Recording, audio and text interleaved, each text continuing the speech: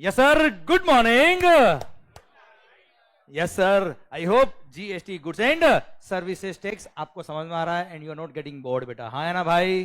पक्का बच्चों? 100% done, good. तो sir GST goods and services tax levy कब होता है?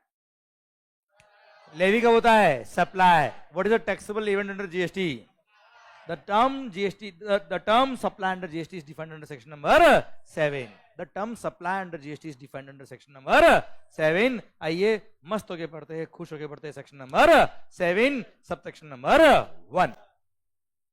चीजों को याद करना पड़ रहा है या समझ में आ रही है? पक्का? गुड।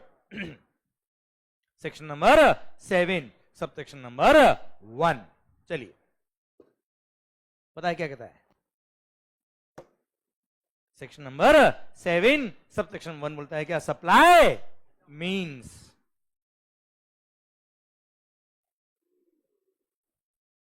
क्या बोलता है बेटा?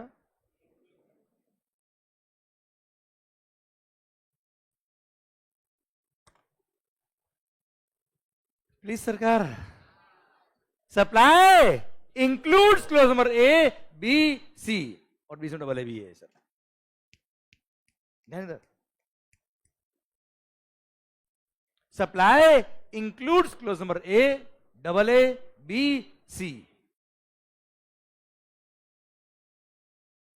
Supply means A double A B और सी नहीं लिखा है, इंक्लूड्स। क्या मतलब है इसका?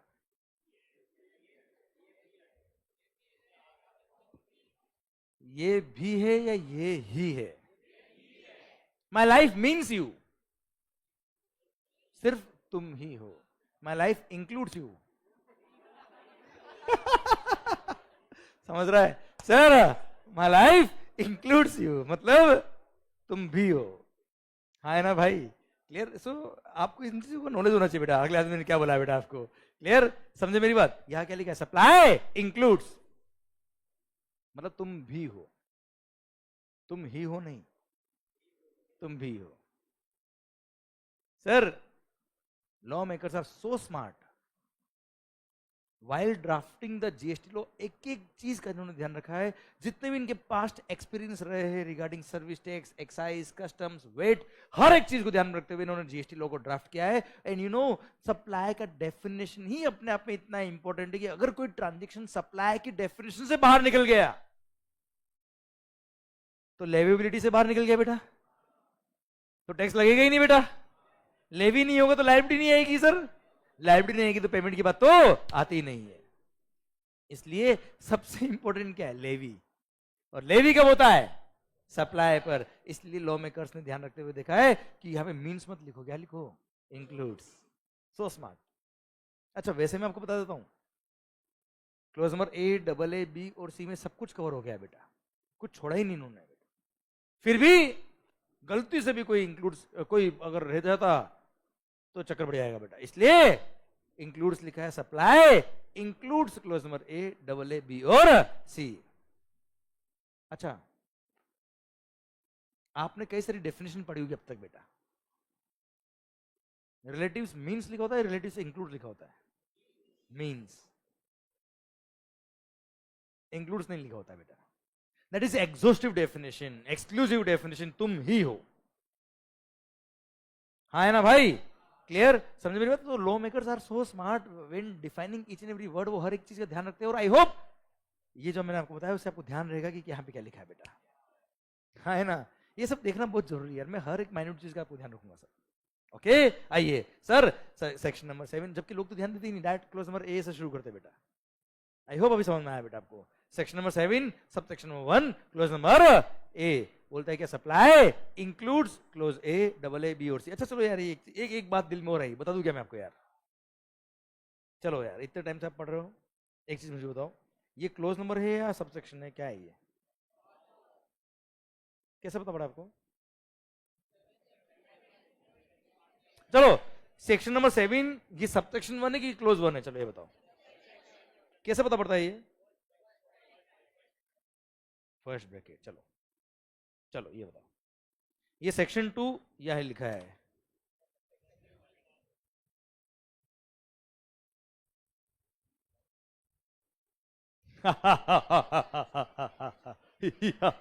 सुनो ध्यान से, इधर ध्यान। बहुत सारे लोग तो समझते हैं कि अगर एबीसीडी लिखा हो तो क्लोज है। वैसे ये बात आपके एग्जाम में नहीं पूछेंगे, वो तो आप ऐसे लिख के आओगे तो समझ में आ जाएगा, सामने वाले को आना चाहिए क्लोज है कि सबसेक्शन है, तो क्या करना। पर इंटरव्यू के अंदर लाइफ में बहुत काम आती बेटा बातें। ओके, सुनना ध्यान से। मालिक, बहुत सारे लोग क्या समझते हैं, अगर ये वाला एबीसीडी लिखा है तो क्लोज होगा, रोमन में होता ना 1 2 3, ये क्लोजेज होंगे। ऐसा नहीं होता है सर। और अगर न्यूमेरिकल 1 लिखा है तो ये सबसेक्शन होगा, ऐसा नहीं होता सर। ऐसा बिल्कुल भी नहीं होता है। अब क्या होता है वो तुम्हें बताता बेटा मैं। अगर जैसे सेक्शन नंबर 2 लिखा है, section number 2 is generally definition under every act. Generally यहां क्या लिखा हुआ है, unless otherwise specified following shall be defined as under. मतलब इस एक्ट के पर्पस के लिए, for the purpose of this act, sir definition दे रखी बेटा कि फॉलोइंग का मीनिंग ये रहेगा। उसमें यहां दे रखा 1, फिर दे रखा 2, फिर दे रखा 3। तो अगर कोई कॉमन गवर्निंग लाइन है, कॉमन गवर्निंग लाइन है, उसके बाद अगर शुरू हो रहा है तो वह हमेशा क्लॉजेज। क्या है बेटा वो? क्लॉजेज। ये सेक्शन नंबर 2 क्लॉज नंबर 1। यहां बताइए कोई गवर्निंग लाइन है क्या बेटा? 7 और 1 के बीच में कोई गवर्निंग लाइन है क्या बेटा? नहीं, डायरेक्ट 7 सबसेक्शन 1 शुरू हो रहा है। अगर किसी सेक्शन को ब्रेक कर दिया है पूरा ही तो वो सबसेक्शन है बेटा। पर अगर ऊपर एक कॉमन लाइन होती और फिर कुछ शुरू होता तो वो क्या होता बेटा? क्लॉजेज। जैसे सेक्शन नंबर 7 सबसेक्शन 1 में लिखा है सप्लाई इंक्लूड्स, और फिर यार है ना बेटा ये क्या है? क्लॉजेज। सर सेक्शन नंबर 2 में क्या लिखा है बेटा? पहले सेक्शन नंबर 2 की एक लाइन लिखी बेटा, लाइन लिखने के बाद नंबरिंग शुरू हो रही है तो वो क्या है? हमेशा क्लॉजेज। समझे? अगर कोई गवर्निंग लाइन है उसके बाद अगर पॉइंट शुरू हो रहा है तो वो क्या है? क्लॉजेज। भले वो ए हो, 1 हो, ये वाला 1 हो, कुछ भी हो बेटा। अरे क्लियर? समझे मेरी बात बच्चों? Yes. So in case of GST, क्या बोला मालिक? इन केस ऑफ जीएसटी ये बोला है मालिक। इन केस ऑफ जीएसटी क्या, कोई भी एक्ट ले लो, कोई भी सेक्शन ले लो, आपको अच्छा सब रूल हो गया मान लो, रूल नंबर 2 सब रूल नंबर 1 या क्लोज नंबर 1 है, वहां पे भी ऐसे ही होता है बेटा। किसी भी एक्ट में देख लीजिए बेटा आप लोग। I hope you are getting the point बेटा। अरे क्लियर? पक्का? ओके। तो sir in case of GST क्या बोला बच्चों? Section number 7 subsection number 1 बोलता है क्या? सप्लाई इंक्लूड्स, और उसके बाद में सिंस एक ऊपर कॉमन लाइन आ गई ना, सप्लाई इंक्लूड्स, और फिर एबीसीडी शुरू हो रहा है तो ये क्या है? Clause. Clause A, double A, B और सी। क्लोज नंबर ए से शुरू करें बेटा हम लोग। तो section number 7 sub section 1 clause number A बोलता है क्या? Supply includes all forms of supply. क्या बोलता मालिक? Sir section number 7 sub section 1 clause number A बोलता है क्या? Supply includes all forms of supply such is. हाँ ये रहा, ठीक है। ये बोल रहा वाह वाह, मतलब ये इरशाद इरशाद कर रहा है बेटा बैठ के। सर सुनना सुनना, जीएसटी के अंदर सर्विस टैक्स भी मर्ज हुआ है, एक्साइज भी मर्ज हुआ, वेट भी मर्ज हुआ, बहुत सारे टैक्सेस मर्ज हुए हैं, और 95% ट्रांजेक्शन इसी में कवर हो रहे बेटा। सप्लाई की डेफिनेशन के 95 के 99% ट्रांजेक्शन यहां कवर हो रहे हैं, बाकी सब में तो कुछ कुछ ट्रांजेक्शन दे रखे बेटा।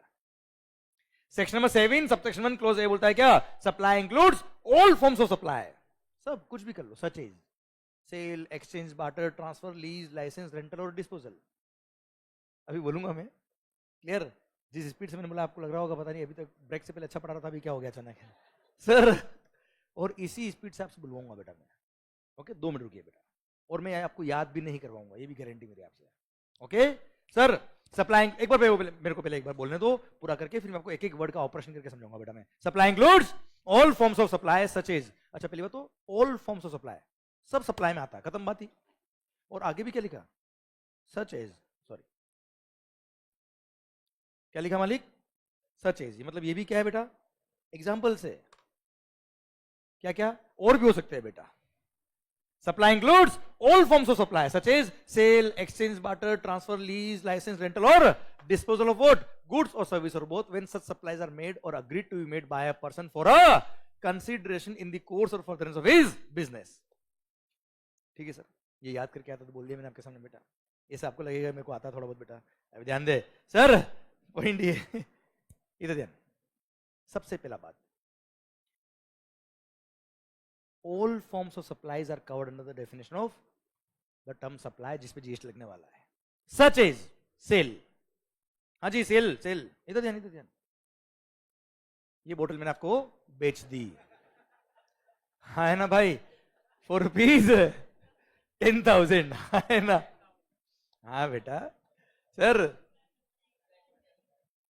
ब्लैक वाटर, हाँ बेटा, ब्लैक वाटर नहीं बेटा, ये वो ब्राउन वाला है सर, सुनना। सो सेल, ये गुड्स मैंने आपको बेच दिया है बेटा, इज कॉल्ड सेल। एक्सचेंज, क्या होता है एक्सचेंज?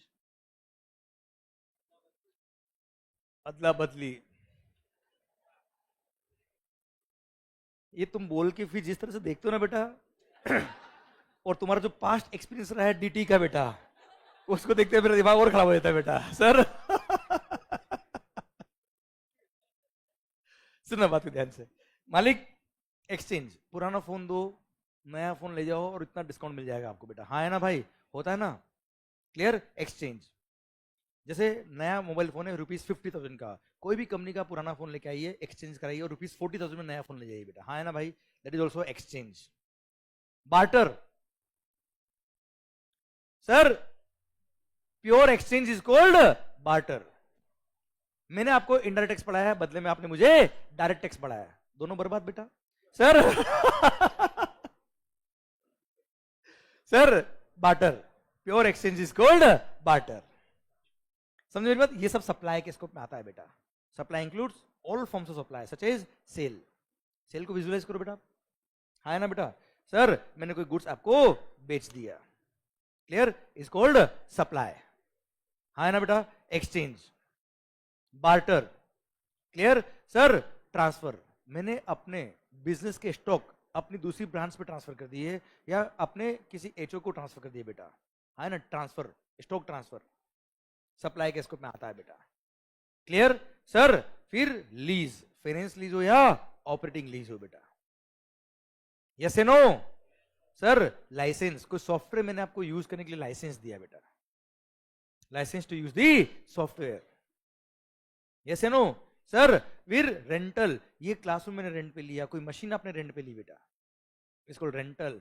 एंड डिस्पोजल, मैंने अपने बिजनेस के एसेट सारे क्या कर दिए, डिस्पोज ऑफ कर दिए, ये सब सप्लाई के स्कोप में आते हैं बच्चे। इन सब पे जीएसटी लगने वाला है अगर आगे की कंडीशन पूरी होती है तो बेटा, समझे मेरी बात? क्लियर? एक एक पॉइंट समझ में आया? अच्छा ये सारे एग्जांपल आप देखिए बेटा,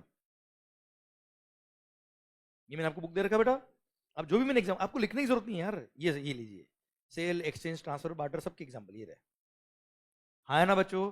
ये सारे एग्जाम्पल जो मैंने आपको समझाया है, ये सब मैंने आपको यहाँ लिख रखे, केवल एक रीड करना है सर, आपको नॉवेल की तरह बच्चों, यहाँ इतना अच्छे से दिल में उतारो बात को कि जब ये बुक पढ़ो तो आपको लगे ही नहीं कि आप कोई बुक पढ़ रहे हो, आपको लगे नॉवेल पढ़ रहे हो बेटा।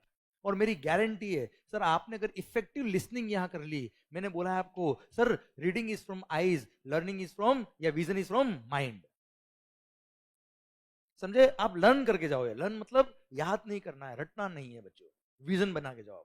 बुक देखोगे आपको लगेगा ये सर मेरे वर्ड्स यहाँ के याद आएंगे, मेरी गारंटी विद एग्जांपल, क्लियर? बस आप ध्यान से सुनिए, इफेक्टिव लिसनिंग करिए, सीखिए, समझे? जो लिखना है मैंने सब लिख रखा आपके लिए बेटा, ओके? इसका समराइज फॉर्म ये रहा सर, ये समरी बुक आपकी मिलने वाली है 2 दिन में आपको, कल ये रहा सर, ये समरी में भी दे रखा मैंने एक्सचेंज आपको, ये सारा, अरे क्लियर? ये सब कुछ मिल जाएगा आपको, हाँ है ना बच्चों?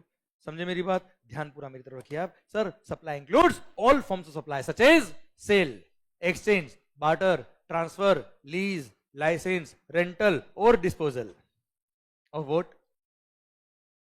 गुड्स और सर्विसेज और बोथ,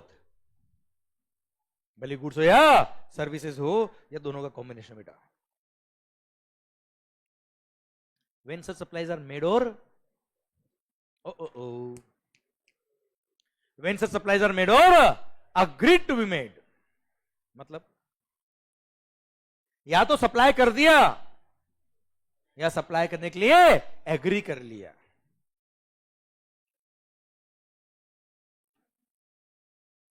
आप वो लॉ की लैंग्वेज में जाओ, एग्रीमेंट टू सप्लाई है वो छोड़ो, सिंपल समझो, बहुत टेक्निकल नहीं, इतना आता नहीं मेरे को बेटा, गांव से हूं छोटे से। Sir when supplies are made, और मैंने सप्लाई करने के लिए एग्री कर लिया यार, आपसे 3 महीने पहले मैंने फीस ले ली थी बेटा, 3 महीने पहले मैंने फीस ली आपसे जीएसटी पढ़ाने के लिए बेटा, मैंने एग्री कर लिया था कि यस मैं सप्लाई करूंगा। अगर मैंने एग्री कर लिया सप्लाई करूंगा तो भी वो सप्लाई हो गया था, मैंने 3 महीने पहले आपकी फीस पे जीएसटी ऑलरेडी पे कर दिया है। भले एक्चुअली सप्लाई कब कर रहा हूं मैं, आज। हाँ है ना मालिक, व्हेन सप्लाईज आर मेड, और मतलब अग्रीड का मतलब होता है कि अगर कभी एडवांस रिसीव हो गया तो भी लग गए क्या, GST. When supplies are made, देखो आपने मेरे को एडवांस नहीं दिया होता, मैंने आपको गुड्स या सर्विस सप्लाई कर दी तो सप्लाई हो ही गया, जीएसटी पे करना ही करना है। मैंने अब तक सप्लाई नहीं किया पर आपने मुझे एडवांस दे दिया, क्या दे दिया क्यों बेटा, और मैंने एग्री किया कि यस मैं सप्लाई करूंगा, तो वो भी सप्लाई के स्कोप में आ गया। इसलिए एडवांस अगर आप फीस पे करते हो तो उस पर भी जीएसटी पे करना पड़ता है जब एडवांस आता है तब बेटा। तो 3 महीने पहले आपकी फीस पे जीएसटी हम पे कर चुके हैं, क्लियर। और आगे टाइम ऑफ सप्लाई चैप्टर आएगा तब और डिटेल में आपसे बात करूंगा मैं आपसे बच्चा, क्लियर। यहां से टाइम ऑफ सप्लाई में कनेक्ट करूंगा आपके लिए बेटा, उस दिन याद दिलाऊंगा, याद करो मैंने उस दिन एग्जांपल दिया था आपको ये वाला, हाँ है ना। व्हेन सप्लाईज आर मेड, और आवाज नहीं, व्हेन सप्लाईज आर मेड, और समझ में आया बेटा, एक एक वर्ड समझ में आ रहा है नहीं आ रहा है, by a person, when supplies are made और agreed to be made by a, what do you mean by person?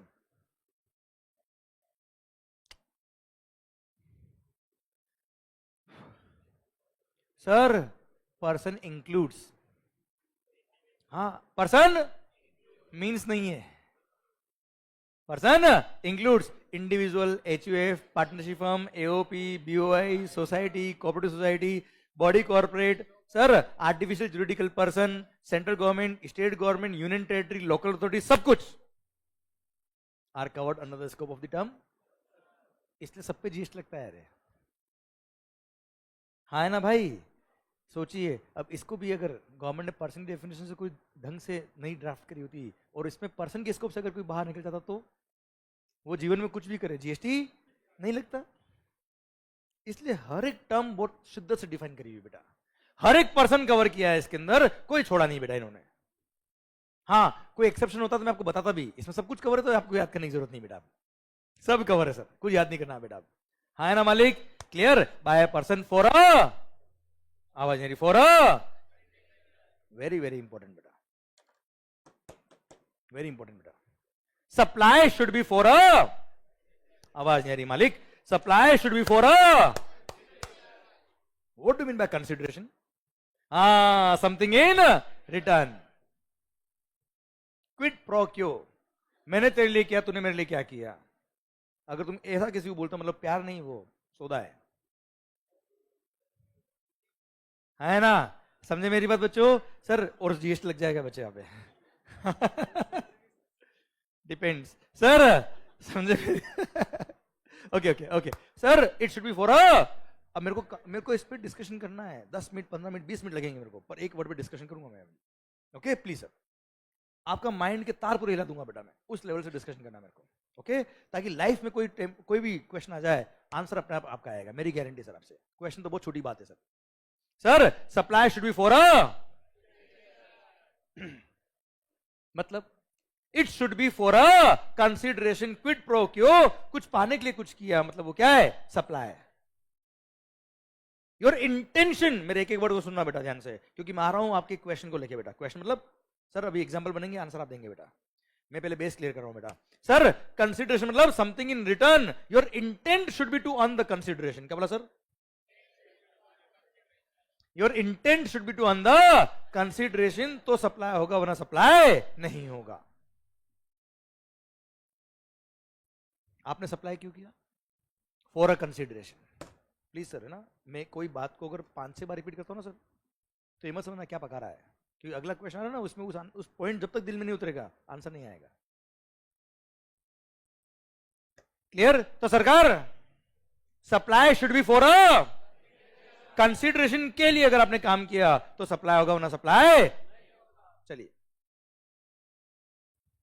मान लो आप किसी मंदिर गए बेटा, मंदिर मस्जिद जो भी आप मानते हो बेटा, सरकार आप मंदिर मस्जिद गए, भगवान के भोग लगा और 100 रुपए दान पेटी में दान किए। भगवान कम से कम जीएसटी में तो ध्यान रखना सर। साहब मेरा क्वेश्चन आपसे ये है, अरे तुम मेरे पे ध्यान दो। मालिक आपने 100 रुपए डोनेट किए, भगवान वाला जा बेटा जीएसटी पार लग जाएगा तेरा, तथास्तु मंगल आ गया। सर मेरा क्वेश्चन आपसे ये, क्या आपने भगवान को कोई फीस दी है? भगवान ने अगर आपको खुश किया तो क्या फीस लगेगी? क्या है? Is it a fees? क्या भगवान ने कोई काम किया तो फीस के लिए किया है? Is it for a consideration? It's not supply at all, no GST will be charge. पर question number 2, question number 2 sir, question number 2, अगर वही मंदिर, वही चैरिटेबल ऑर्गेनाइजेशन कोई एक बहुत बड़ा इवेंट करने वाला है जहां बहुत बड़े बड़े संत महात्मा आने वाले हैं और वहां पे लोगों का बहुत भीड़ आने वाला है साहब, कुंभ का मेला होने वाला है, और उस मंदिर वालों ने बोला अगर आपको आपकी कंपनी की मार्केटिंग करनी हो तो आप अपना बोर्ड यहां लगा देना, बस हमको 10 लाख रुपए दे देना। अगर आप 10 लाख रुपए दोगे, बात को पूरा सुनिए बेटा, अगर आप 10 लाख रुपए दोगे तो हम आपके बिजनेस का sign board, name plate business की यहां पे सर हैंग कर देंगे ताकि आपका मार्केटिंग होता रहे। पर 10 लाख रुपए दोगे तो लगाएंगे, वरना नहीं लगाएंगे। आपने 10 लाख रुपए दिए, उन्होंने यहां मार्केटिंग किया, बताओ मंदिर ने किया, अब बताओ कंसिडरेशन है कि नहीं बेटा? इज इट सप्लाई और नॉट? यस, ये सप्लाई है और जीएसटी लगेगा। सेकंड, थर्ड क्वेश्चन, मान लो, ढंग से आवाज नहीं रही, मान लो, अच्छा एग्जाम्पल मजा रखने आ रहा है बेटा, आंसर आप दे रहे हो ना बेटा? देखो मैंने कानून लिख दिया, मतलब मैंने तो क्या लिखा है, सरकार ने लिखा है, मैंने पढ़ाया आपको, केवल डायरेक्शन दी मैंने आपको, सोच आप रहे हो बेटा, मैं आपको सोचने में मजबूर कर रहा हूं, और ये अगर आपने कर लिया काम हो जाएगा बेटा आपका। Clear sir? और अगर आप देखो ये फर्स्ट अटेम्प्ट में आंसर दे रहे हो तो सोचिए एग्जाम में कोई भी क्वेश्चन आ जाए, हो गया ना काम अपना बेटा यार। नहीं, आपका mind should be analytical mind यार। कोई क्लाइंट आपसे बुक लेके नहीं आएगा, बताओ इसका आंसर क्या होगा, ये पूछेगा क्या? आप बताओ ना, क्या स्टडी मटेरियल लेके आएगा क्लाइंट कि इसका आंसर बताओ, आप सीए बन गए ना, बताओ मुझे इसका आंसर, ऐसा पूछेगा क्या? वो उसके बिजनेस का केस आपके सामने लाएगा, आपको लॉ अप्लाई करना आना चाहिए, and you should be able to give the answer, that's it. Try to understand यार, समझे? उसी एंगल से पढ़िए आप। सरकार मान लो सर किसी मंदिर में आपने 10 लाख रुपए डोनेट किए बेटा, डोनेट किए बेटा किसी की मेमोरी में बेटा, होता ना कई बार हम करते हैं यार। क्लियर? उन्होंने just to show their gratitude, philanthropic बेटा, हाँ है ना भाई, कि just to show their thank you बेटा, एक तरह से उन्होंने, होता ना रूम के बाहर नाम लिख देते बेटा, या डोनर्स की लिस्ट का नाम लिखते बेटा, हाँ है ना, उन्होंने आपका या आपके फैमिली मेंबर का जो भी है उसका नाम in the memory of Shri Shri Shri XYZ नाम लिख दिया, हाँ है ना, क्यों? 10 लाख रुपए दिए इसलिए। अब बताओ क्या वो सप्लाई है क्या? नहीं, नाम लिखा ना, आवाज नहीं, क्या नाम लिखा ना उन्होंने सर, बट क्या वो फॉर अ कंसिडरेशन नाम लिखा है बेटा? हाँ, बिजनेस का मार्केटिंग कर रहे होते तो that was for a consideration. Intention should be to earn the consideration. Gift और कंसिडरेशन फर्क है बेटा। केवल मनी देख के जीएसटी नहीं लगा सकते आप बेटा। केवल बैंक अकाउंट में पैसा आ रहा है इट डजंट मीन कि वो सप्लाई है। केवल बैंक में अगर पैसा आ रहा है डजंट मीन कि वो कंसिडरेशन है। It may B gift also, it may B donation also. Sir it should be for a consideration तो सप्लाई होगा, वरना सप्लाई। मेरी बात समझ में आ रही नहीं आ रही यार? आवाज नहीं आ रही ओए? अरे पक्का 100% good. It should be for a consideration के लिए काम किया तो सप्लाई होगा वरना सप्लाई नहीं होगा। सर मान लो हमने यहां पर आपसे पढ़ाने की फीस ली बेटा, तो पढ़ाने के लिए कंसिडरेशन लिया बेटा हमने, तो हमने कोचिंग सर्विसेज दिए फॉर बताओ सप्लाई है कि नहीं बेटा? आवाज नहीं आ रही ओए? बिल्कुल है सर। पर मान लो हमने ये लेक्चर्स यूट्यूब पे फ्री डाल दिए बेटा, are we charging any consideration from you all guys? No. Are we teaching for a consideration? No. No consideration received, no supply at all बेटा। हाँ है ना भाई? आवाज नहीं आ रही ओए? क्लियर? डन। पॉइंट समझ में आ रहा कि नहीं आ रहा बच्चों आपको? क्लियर? डन। अभी जो मैंने मंदिर वाला एग्जांपल दिया ना बेटा आपको, ये एक सर्कुलर था बेटा जो सीबीएसई ने इश्यू किया बोर्ड ने। आप मुझे बताओ, सर्कुलर मैंने आपको पढ़ाया है कि आपने उस सर्कुलर को सॉल्व किया है? That should be your approach, है ना? क्लियर? तो कंसिडरेशन के लिए काम किया तो सप्लाई होगा वरना सप्लाई नहीं होगा। क्विड प्रो क्यो, है ना सर? इंटेंशन देखना बहुत जरूरी है, किसके लिए आपने काम किया। क्लियर? समझे मेरी बात? कंसिडरेशन में बी इन मनी, में be in kind, something in return. बिल्कुल सही बोला था आपने बेटा। ठीक है? तो आपने जो काम किया है supply of goods or service or both का, it should be for a consideration, तो सप्लाई होगा वरना सप्लाई नहीं होगा। आपके दिल से पूछना, ट्रांजैक्शन को डिफाइन करना, दिल से पूछना is it for a consideration? आपका दिल कहता है yes supply, no no supply. है ना सर? आवाज नहीं आ रही ओए? अरे क्लियर? गुड। तो इन केस ऑफ जीएसटी क्या बोला sir? In case of GST sir supply includes all forms of supply such as sale, exchange, barter, transfer, lease, license, rental or disposal of what? Goods or service or both, when such supplies are made or agreed to be made by a person for a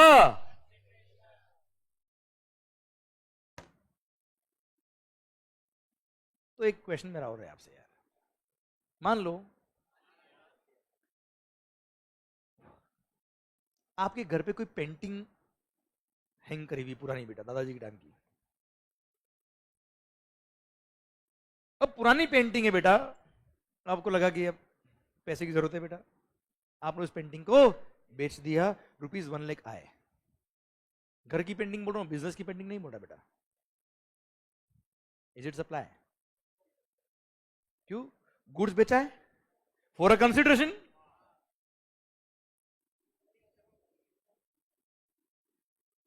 नहीं, intention ना पैसे लेने की बेटा आपकी, वरना क्यों बेचते आप बेटा? कंसिडरेशन तो है। अगर केवल इतना ही सप्लाई होता तो सोचिए आपने अपने पर्सनल लेवल पे कोई भी काम किया तो लग गया जीएसटी बेटा। हाँ है ना बेटा? इसलिए वर्ड ऐड किए क्या? It should be in the course or furtherance of his business. Sir ये घर की पेंटिंग आपने बेची है, पुरानी पेंटिंग बेची जो आपके पर्सनल एसेट्स थे, बिजनेस के एसेट्स नहीं थे, ये अगर आपने बेचे तो ये सप्लाई के स्कोप में नहीं आएंगे। Although it is for a consideration but it should be in the course or furtherance of his, it should be in the course of furtherance of his business, तो सप्लाई होगा वरना supply नहीं होगा। शायद मेरी बात आप तक पहुंच रही है बेटा। हाँ है ना मालिक? अरे क्लियर? गुड। तो सर सप्लाई, यही पेंटिंग अगर आपने बना के बेचा होता, यही पेंटिंग आपने बना के बेचा होता, बताओ क्या था बेटा? सप्लाई के स्कोप में आता, क्योंकि एक तरह से पेंटिंग बना के बेचना आपका बिजनेस हो गया बेटा एक तरह से। और बिजनेस का मतलब ये नहीं कि बहुत बड़ा बिजनेस होना चाहिए बेटा, बिजनेस में भी स्मॉल ऑल्सो यार, जरूरी नहीं उसमें बहुत सारी पेंटिंग बना के बेचता हूं। हाँ है ना? बिजनेस की डेफिनेशन में लिखा हुआ है इट इज नॉट एसेंशियल कि वहां पे क्वांटिटी होनी चाहिए, रिपीटेशन होनी चाहिए, फ्रीक्वेंसी होनी चाहिए, वॉल्यूम होना चाहिए, ऐसा जरूरी नहीं है। It may be out of vocation also बेटा। बना के बेची ना बेटा, सप्लाई के स्कोप में आएगा। जैसे for example I am a practising chartered accountant, मान लो sir I am a practising chartered accountant, साल में कभी 2-3 पेंटिंग बना के बेचता हूं बेटा मैं, ये भी बिजनेस के स्कोप में आता है और उस पर भी जीएसटी लगेगा। Although I am not a professional painter, पर बना के बेच रहा हूं मतलब टू अर्न द कंसिडरेशन, ये मेरा बिजनेस हो गया ना यार एक तरह से यार। क्लियर? इसलिए सप्लाई के स्कोप में आएगा और जीएसटी लगेगा, भले मेरा प्रॉफिट का इंटेंशन हो ना हो, वी डोंट केयर बेटा, क्योंकि GST is not on profit बेटा। है ना? कोई चैरिटेबल ऑर्गेनाइजेशन, मंदिर का मैंने एग्जांपल दिया बेटा, मंदिर इज नॉट फॉर प्रॉफिट बेटा, पर उसने अगर मार्केटिंग के लिए आपका एड हैंग करने के लिए, आपका होर्डिंग लगाने के लिए उसने पैसे लिया, वो सप्लाई के स्कोप में आता है। हाँ है ना भाई, अरे क्लियर। ओके तो सर मान लो दीपिका पादुकोण ने अपने घर की ओल्ड ज्वेलरी बेची बेटा, बताओ सप्लाई के स्कोप में आएगा? आवाज नहीं आ रही ओए, नहीं आएगा। ऑल द गुड्स बेचा है for a consideration but it is not in the course or furtherance of his business, her business. अरे क्लियर मालिक, पर यही ज्वेलरी के शोरूम वाले ने ज्वेलरी बेची होती तो बेटा क्लियर। अच्छा यही अगर मान लो आपने अपनी घर की पर्सनल कार बेची है, नो सप्लाई, पर यही बिजनेस की कार जो थी जिसका डेप्रिसिएशन आप बिजनेस में ले रहे हो वो बेची होती तो यस सप्लाई के स्कोप में आता। भले कार बेचना आपका बिजनेस नहीं है, पर बिजनेस का एसेट बेचा तो वो भी बिजनेस के स्कोप में आता है बेटा। क्या बोला सर? बिजनेस का एसेट बेचा तो वो भी बिजनेस के स्कोप में आता है। शायद मेरी बातें आप तक पूरी पहुंच गई बच्चों, पूरी क्लियरिटी के साथ पहुंची बेटा। सेक्शन नंबर 7 सबसेक्शन 1 क्लोज ए खत्म होता है। अब शायद मजा आया बेटा बात में आपको, एक बार वापस बोल दे बेटा आप लोग। Section number 7 subsection 1 clause number A बोलता है क्या? Supply includes all forms of supply such as sale, exchange, barter, transfer, lease, licence, rental और डिस्पोजल ऑफ व्हाट? गुड्स और सर्विसेज और both when such supplies are made or agreed to be made, मतलब advance आया है, for a by a person, सारे लोग cover इसमें, for a consideration plus it should be in the course or furtherance of his business, तो supply के scope में आएगा। और सप्लाई के स्कोप में आएगा तो क्या लगेगा बेटा? जीएसटी। सेल मतलब समझते हो बेटा? मैंने गुड्स बेचा आपको। एक्सचेंज पुराना फोन याद आया बेटा? Barter pure exchange, transfer stock transfer किया बेटा मैंने, लीज फाइनेंस लीज हो या ऑपरेटिंग लीज हो बेटा, सर लाइसेंस सॉफ्टवेयर वगैरह लाइसेंस पे लिया बेटा, सर रेंटल ये क्लासरूम हो गया, मशीन हो गया रेंट पे लिया, और डिस्पोजल बिजनेस के एसेट डिस्पोज ऑफ कर दिए बेटा। हाँ है ना भाई? व्हेन सप्लाईज आर मेड और agreed to be made, advance है कि तो भी लग गया जीएसटी बेटा, क्योंकि सप्लाई के स्कोप में आ गया। बाय पर्सन सारे लोग कवर है बेटा इसके अंदर। Clear sir? For a consideration होना चाहिए, इन the course or furtherance of business होना चाहिए, तो सप्लाई है वरना सप्लाई नहीं है। शायद मेरी बात आप तक पहुंच गई बच्चों, यस या नो? पक्का मालिक? क्लियर? ये था आपका section number 7 subsection 1 clause number A. Important बात क्या है? It should be for a consideration plus in the course or furtherance of his business. Okay clear done? ये था आपका क्लोज नंबर ए। ये कंसिडरेशन भी होना चाहिए, इन the course or furtherance of business भी होना चाहिए बेटा। क्लोज नंबर डबल है, ये क्या बाद में इंसर्ट किया बीच में बेटा? ए के बाद नॉर्मली क्या आता है? कोई डाउट बेटा? ए के बाद नॉर्मली क्या होता है? बी ना, ऐसे बीच में कभी आप सब सेक्शन ये देख लो, डबल ए बी, ये बीच में बाद में इंसर्ट किए गए बेटा। गवर्नमेंट को लगा कि यार ये ट्रांजेक्शन में होना चाहिए, ये लो साहब, डिस्प्यूट हो गया मार्केट में, इसलिए उसको क्लेरिफाई करने के लिए गवर्नमेंट ने अमेंडमेंट करके सेक्शन नंबर 7 सबसेक्शन 1 में close number double A insert किया और बोलता है क्या? अनइनकॉर्पोरेटेड एओपी बीओआई और उसके मेंबर्स दो अलग अलग पर्सन कहलाएंगे। उन्होंने अगर आपस में कोई गुड्स या सर्विसेज सप्लाई करी फॉर अ कंसिडरेशन, तो वो सप्लाई के स्कोप में आएगा। मैं एग्जांपल दूंगा तो समझ में आएगा, ये तो मैंने कल बोला है। बताऊं? मान लो हम सबने मिलकर एक क्लब बना दिया, फ्रेंड्स क्लब। हूं तो कर लो कम से कम। हम सबने मिलकर एक क्लब बना दिया, नाम क्या है? Friends club. अब ये क्लब करेगा क्या बेटा? पार्टी करेगा बेटा। पार्टी के पैसे कैसे आएंगे बेटा? ऑब्वियसली सर, अभी तो हम स्टूडेंट्स हैं सर, अभी तो आप ही दोगे सर। हाँ है ना भाई? विजय सर देंगे बेटा, तो लगता है ले लेंगे। और सर सुनना बात को ध्यान से सर,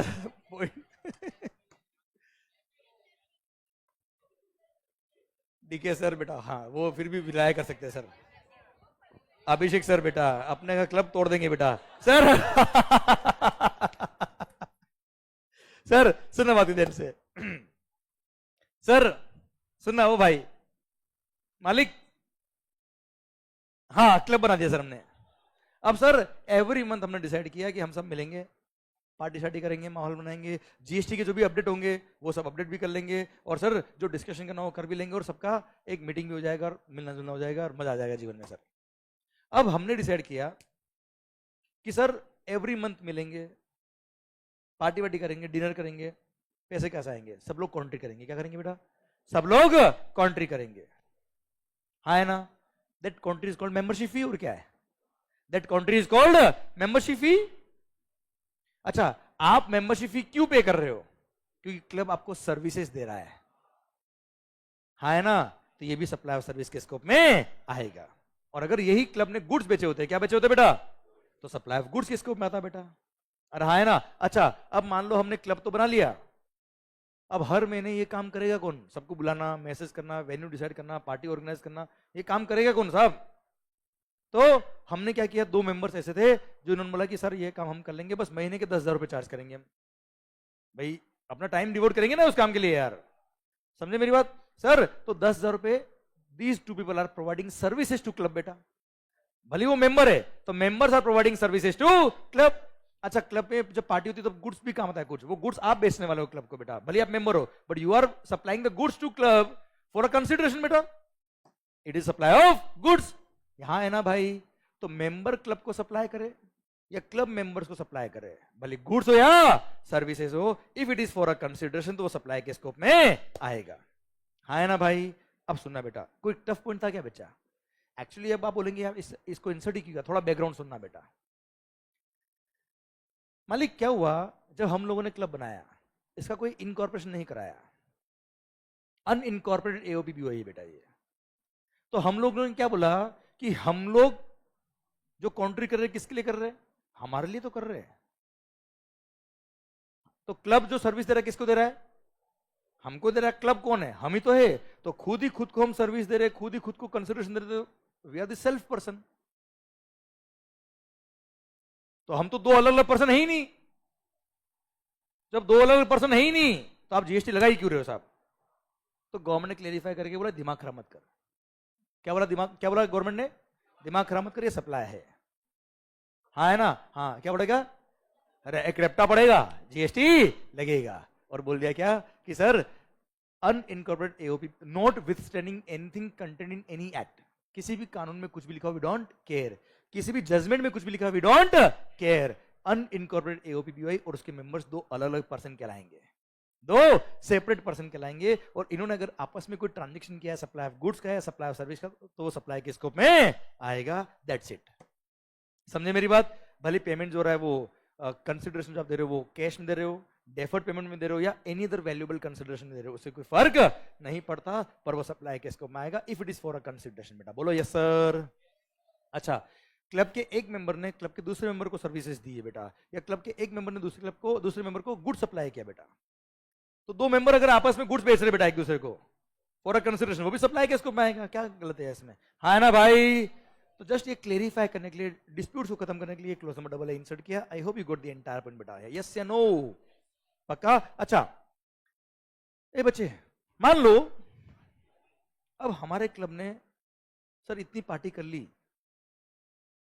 कि सब लोग अब आपस में इतना ट्रस्ट करने लगे एक दूसरे पे कि मजा आने लग गया जीवन में, ब्लाइंड ट्रस्ट हो गया बेटा। तो अब हमने सोचा एक काम करते हैं, कुछ बड़ा काम करते हैं। पुणे के अंदर एक बहुत बड़ा प्रोजेक्ट लेके आते हैं 100 करोड़ रुपए का, 100 करोड़ का बेटा। हम मान लो 100 मेंबर से सब लोग 1-1 करोड़ रुपए कॉन्ट्री करेंगे, पर that is not a membership fee, that is a kind of investment, that is a kind of capital contribution. क्या है बच्चा वो, हाँ है ना मालिक। तो वो क्या आपने कोई सर्विस फीस दी है क्या? तो यहां बोला गया है कि अगर वो कैपिटल कॉन्ट्रीब्यूशन है तो it's a pure transaction in money. क्या है बेटा वो, it is not supply of goods या सप्लाई ऑफ सर्विस नहीं है, उस पर कोई जीएसटी नहीं लगेगा। क्लियर, समझे आप मेरी बात बच्चों, हाँ है ना भाई। ओके, तो सर मैं यहां पे डिफाइन करता था आपके लिए अच्छे से, ये रहा। अच्छा, एओपी बीओई का फुल फॉर्म क्या है, जो कुणाल ने लिखा है, एसोसिएशन ऑफ पर्संस और बॉडी ऑफ इंडिविजुअल्स, या कोई सोसाइटी मान लो, क्लब मान लीजिए, जेवी मतलब ज्वाइंट वेंचर बेटा, हाँ है ना भाई।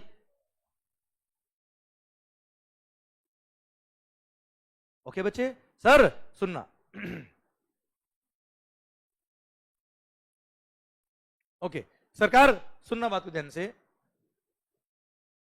कि अगर कोई क्लब, जैसे हम सब ने मिलके सर फ्रेंड्स क्लब बना लिया, हमारी जो हाउसिंग सोसाइटी होती है ना बेटा घर पे, वो हो गई, ट्रेड एसोसिएशन हो गया, सर जैसे यहाँ पे हम जहां बैठे हैं वहां पे जो बिजनेस होता है उनकी कोई एसोसिएशन बनी हुई बेटा, सर जो बिजनेस हाउस होता है बेटा, जैसे प्रेस्टीज पॉइंट की अपनी अपनी एक सोसाइटी बेटा, कोऑपरेटिव सोसाइटी, ये सब इसमें आ गए बेटा।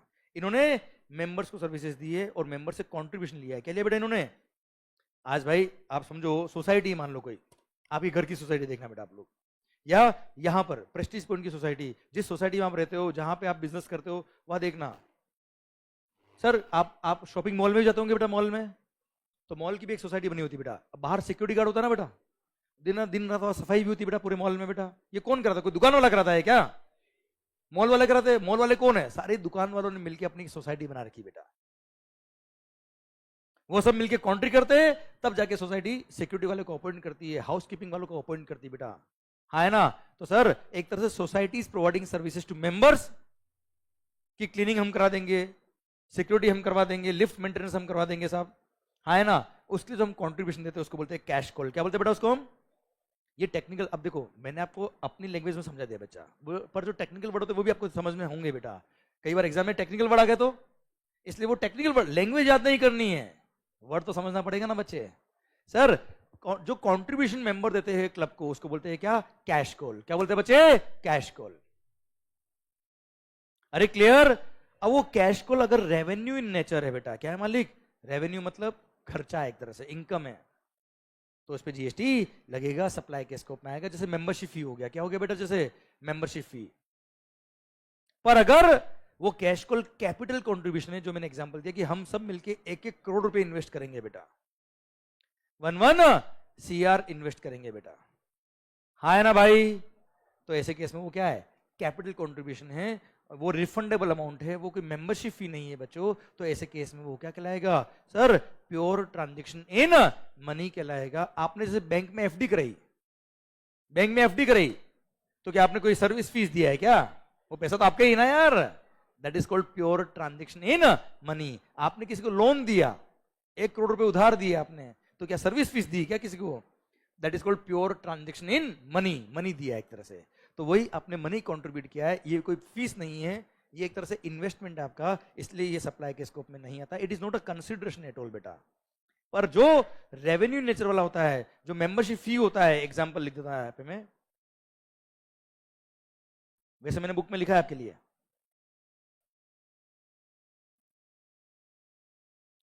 Example membership fee. अगर मैंने आपसे मेंबरशिप फी चार्ज की, that is a supply of service, हाँ है ना भाई। आवाज नहीं आ रही ओए? अरे क्लियर? डन। तो यहां तक पॉइंट समझ में आया कि आपको बच्चों?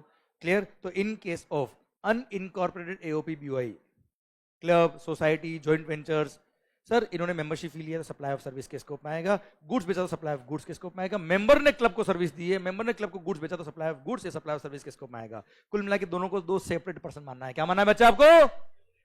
2 अलग अलग पर्सन है, सेल्फ सर्विस नहीं माना जाएगा।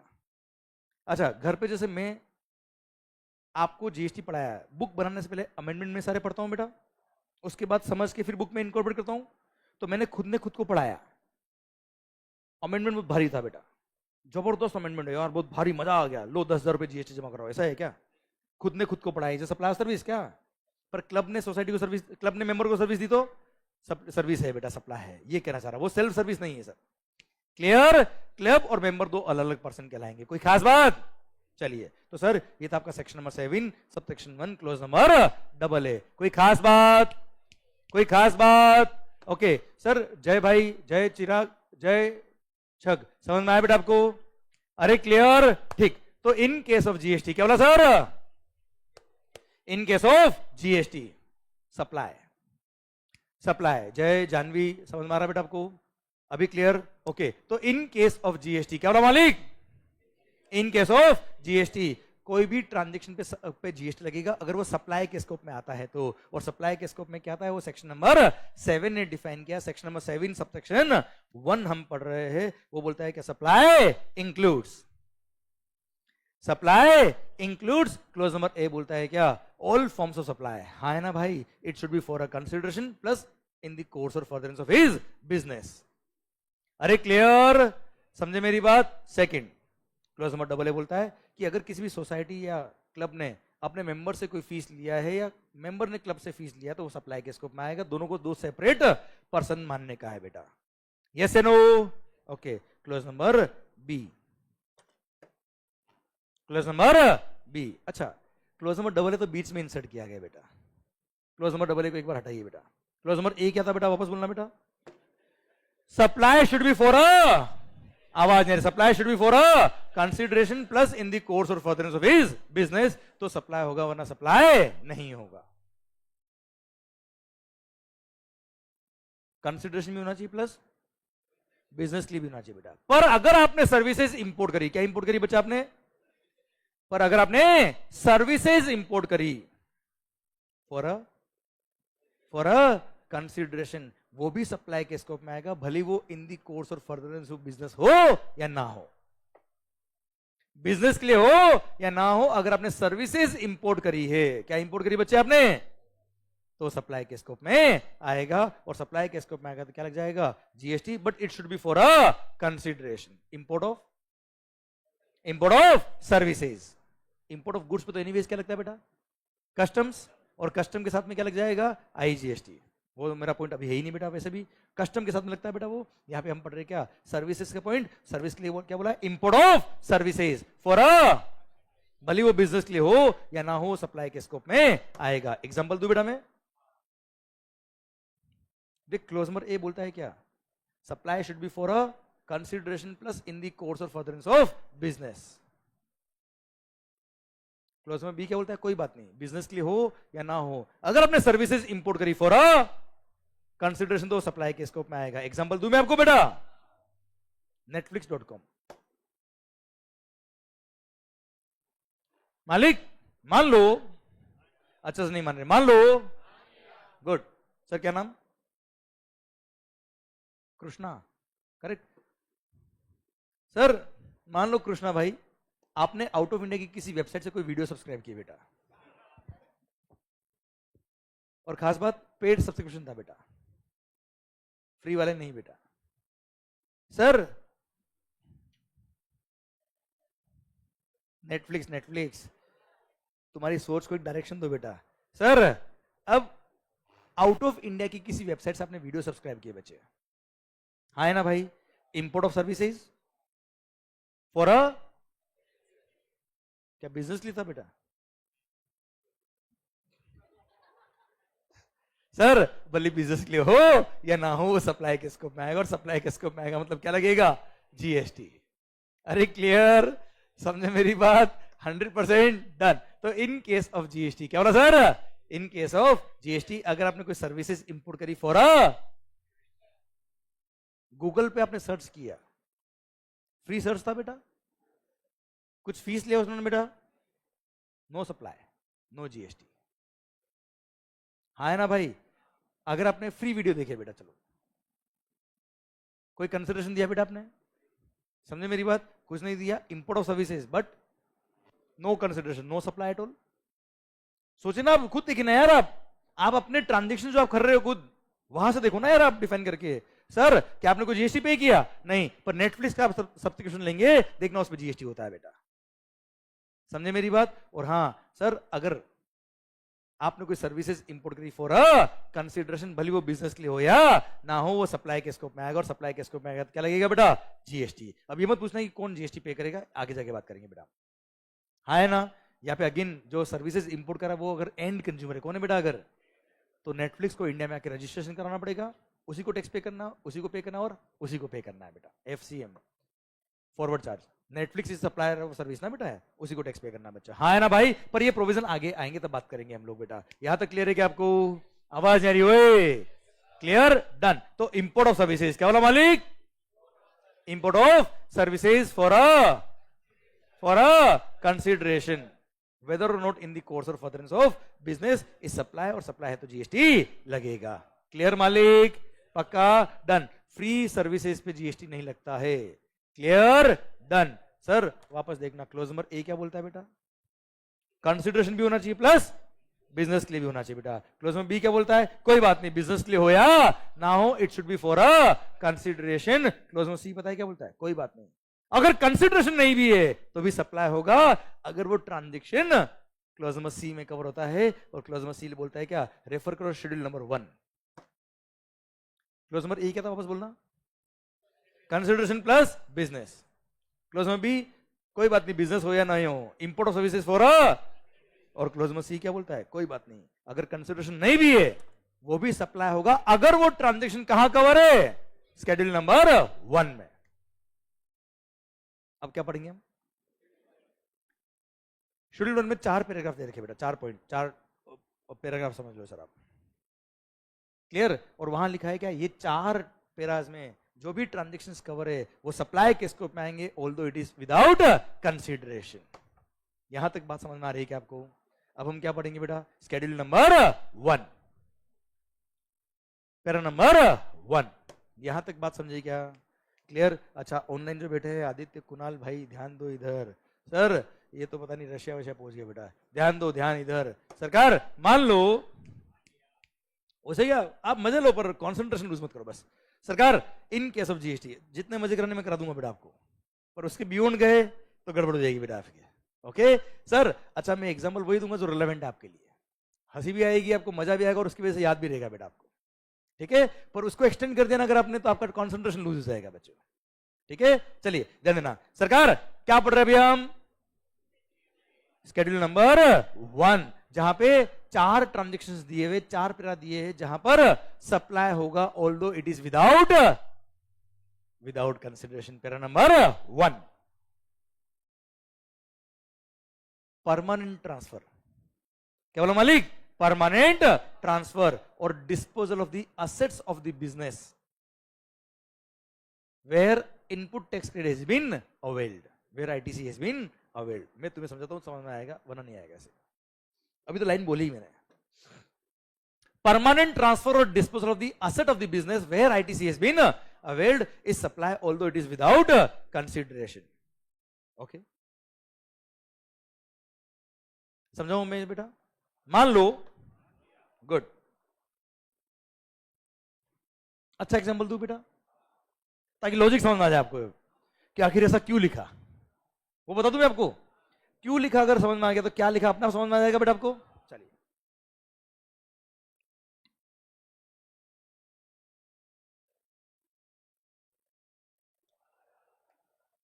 मान लो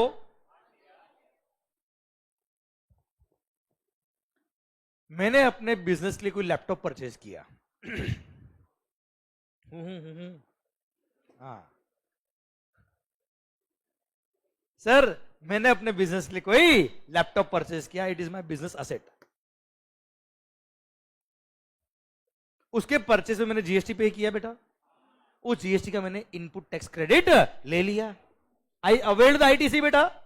अच्छा गवर्नमेंट ने मेरे को आईटीसी क्यों दिया बेटा, क्योंकि वो मैं अपने बिजनेस के लिए यूज करूंगा बेटा, हाँ है ना भाई, कोई खास बात।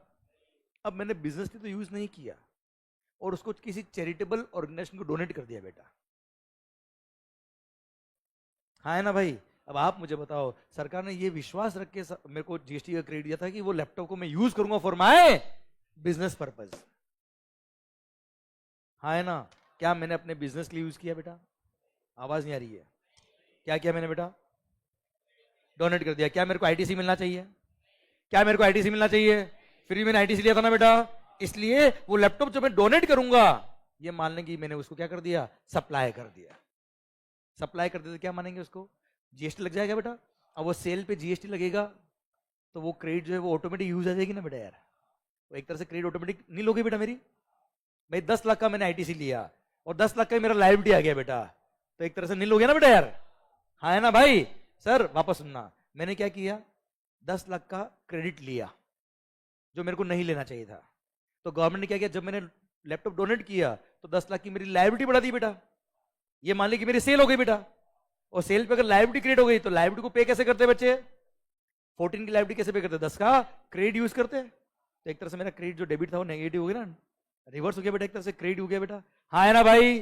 तो क्रेडिट का इफेक्ट नलीफाई हो गया बच्चा इसमें, इसलिए गवर्नमेंट ने क्या कर दिया, शेड्यूल नंबर 1 में पैरा नंबर 1 इंसर्ट करके बोल दिया क्या, अगर आपने कोई एसेट परमानेंट ट्रांसफर किया है, क्या किया बेटा आपने, परमानेंट ट्रांसफर और disposal of the assets of the business where ITC has been availed, where अगर किसी असेट के परचेज में आपने आईटीसी लिया तो उसको धंधे में यूज करो साहब, इधर उधर ट्रांसफर किया तो उसका आईटीसी भी रिवर्स करना पड़ेगा, सप्लाई के स्कोप में कवर हो जाएगा बच्चा। वो कुछ समझ में आ रहा है कि नहीं आ रहा बेटा, परमानेंट ट्रांसफर और बोलो बोलो, परमानेंट ट्रांसफर और disposal of the assets of the business where ITC has been availed. चलिए सेकंड क्वेश्चन, सेकंड क्वेश्चन है बेटा, पैरा नहीं पढ़ा रहा मैं आपको, मान लो वही लैपटॉप जो मैंने परचेज किया था, करो रे, उसके परचेज में मैंने क्रेडिट लिया ही नहीं था बेटा। अब मैं किसी को भी डोनेट करूं, कोई सरकार को फर्क पड़ रहा है क्या यार? कोई फर्क पड़ रहा है क्या यार? क्योंकि उनके जो टैक्स था उनको मिल गया, उसका क्रेडिट भी किसी ने नहीं लिया, मतलब उनकी रेवेन्यू उनके पास आ गई। समझे मेरी बात? अब तू भले किसी को डोनेट कर, वी डोंट केयर। कोई खास बात? चलिए थर्ड क्वेश्चन, हम शेड्यूल 1 की बात कर ही कब रहे सर? हाँ, जब it is for without consideration. अगर कंसिडरेशन होता तो हाँ, तो क्लोज नंबर ए में कवर होता ना यार। अगर मैंने लैपटॉप बेचा होता, बिजनेस का एसेट क्या होता, मैंने बेचा होता फॉर अ कंसिडरेशन, तो section number 7 subsection clause A में आया था बेटा। ये रहा फर्स्ट वाला point, all forms of supply such as sale for a consideration, business का एसेट बेचा बेटा मैंने, हाँ है ना भाई? वो तो वैसे भी सप्लाई के स्कोप में आ जाता है बच्चा। हम शेड्यूल 1 की बात करेंगे ही कब? जब ये विदाउट कंसिडरेशन है। इतना समझ में आ गया तो मैं अगला पॉइंट बोल दूं बेटा आपको, कि अगला पॉइंट मस्त वाला आने वाला है बेटा। बोल दूं क्या अगला पॉइंट? मतलब अगला एग्जांपल, अभी पॉइंट खत्म नहीं किया मैंने। बोल दूं क्या? तो शेड्यूल 1 की बात कब करी, वापस बोलना एक बार मेरे को। When supply is without consideration, तो वो सप्लाई के स्कोप में आएगा। If it is for a consideration, तो एनीवे सप्लाई है, क्लोज नंबर ए में। दिमाग खराब मत करना बेटा आप लोग, वो सप्लाई में तो ही है बेटा। If it is for without consideration, तो सर शेड्यूल 1 की बात आएगी। और वहां देखने का क्या, कि उस असेट को जब आपने परमानेंटली ट्रांसफर किया है, तब आपने परचेस पे आईटीसी लिया था या नहीं लिया था? अगर नहीं लिया था तो आईटीसी नहीं लिया। विदाउट कंसिडरेशन अगर बेच आपने किसी को डोनेट किया, सप्लाई के स्कोप में नहीं आएगा। आईटीसी लिया था और आपने किसी को डोनेट किया, तो सप्लाई के स्कोप में आएगा और जीएसटी लगेगा। बोले यस सर। अच्छा सुनना, अगर आपने लैपटॉप परचेज किया था और बाद में किसी को बेच दिया, क्या कर दिया बेटा? फॉर अ कंसिडरेशन, तो सप्लाई के स्कोप में, भले उसके परचेज पे आईटीसी लिया है नहीं लिया, कोई फर्क पड़ता है क्या? तो अगर फॉर अ कंसिडरेशन है, तो क्लोज ए में खत्म कर देना बेटा बात को। कंसिडरेशन नहीं है तो बात करने का कि परचेज पे आईटीसी लिया था या नहीं लिया था। यस या नो? पक्का मालिक? 100% डन। देखो सर,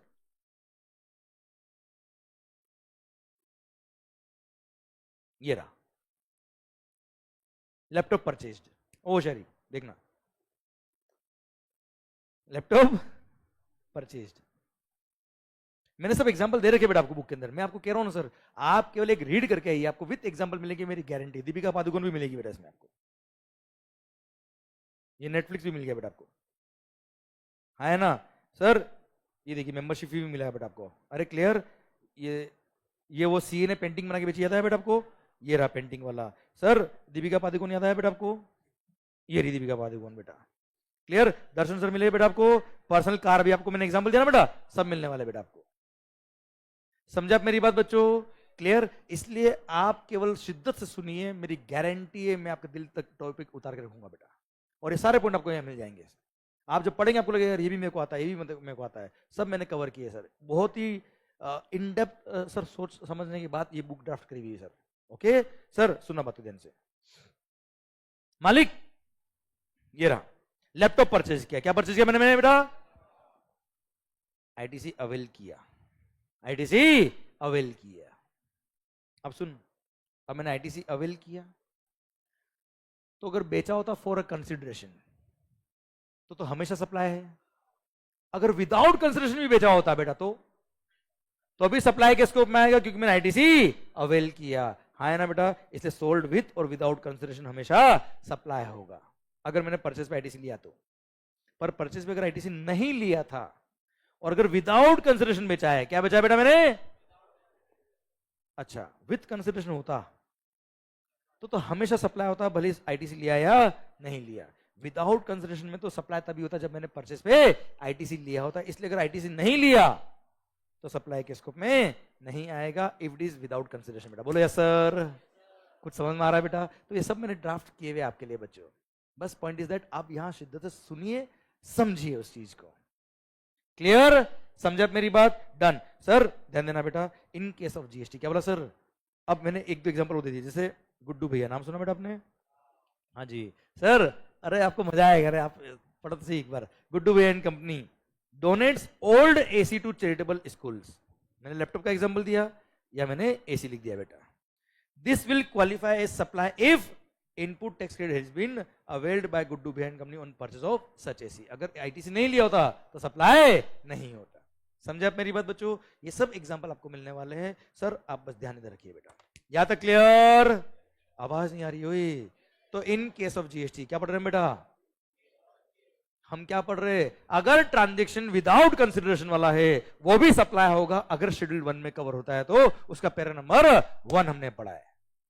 कोई टफ नहीं सर। पैरा नंबर 2 बोलता है क्या? अगर कोई goods or service or both, अगर कोई goods or service or both, अगर किसी पर्सन ने सप्लाई किया अपने रिलेटेड पर्सन को, किसको बेटा?